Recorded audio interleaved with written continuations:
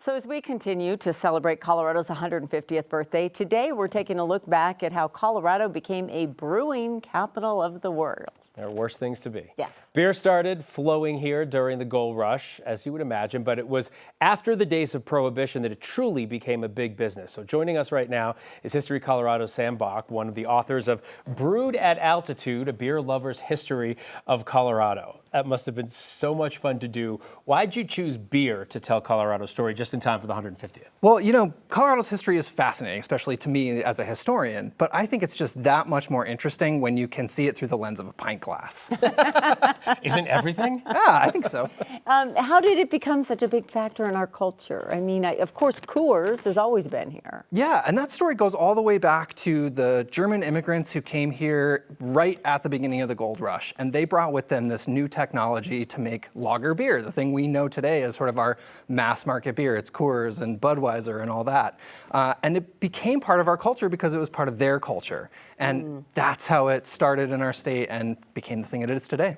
You know, I think anybody who likes beer, who's interested in drinking it, knows a thing or two about it. But when you dove into this, is there anything that you found while you were researching, even as a historian, that surprised you? Yeah, there was just so much to discover. And I think for me, one of the most interesting things was how beer came west as fast as the people. And so did the saloons where it was served. So many people spent their first nights during the gold rush sleeping on the floors or pool tables in a saloon.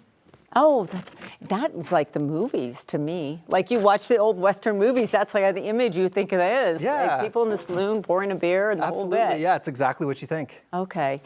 How has it evolved, though? How do you see it evolving in, 150 years? Yeah, I think it's fascinating. You know, today's craft beer boom has put Colorado at the forefront of the brewing industry, and we really are the state that everyone looks to really understand what's happening in flavors and tastes and techniques and all that. Part of that is that we have the Great American Beer Festival here every year, and we also have the American Home Brewers Association, in addition to our over 400 craft breweries in the state. That means you can have a beer in a different brewery every single day of the year and still not get to all of them.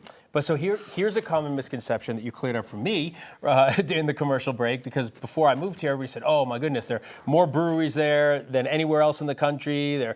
And you said that's not the case per capita. So clear that up for us. Yeah, so Colorado clearly has a lot of breweries. We're not the most per capita, nor are we the most in number. California is the most in number. They just have a huge state, a lot of breweries. But Colorado's fourth or fifth, depending on the recent data. And smaller states like Vermont, New Hampshire, Maine are pretty high up that list, just the small number of people in the state compared to Colorado.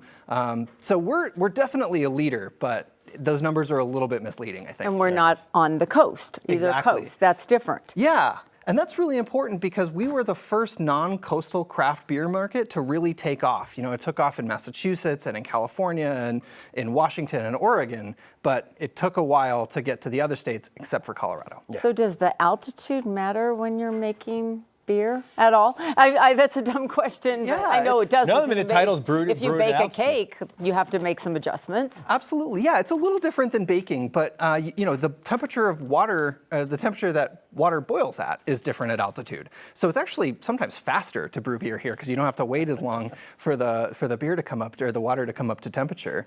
I also think we don't have a lot of water in this state, especially this year in the drought year. We don't grow as much grain or hops as some other states, but we have this beer industry, and it means that we have to import all the ingredients. And that was true in 1859 as well.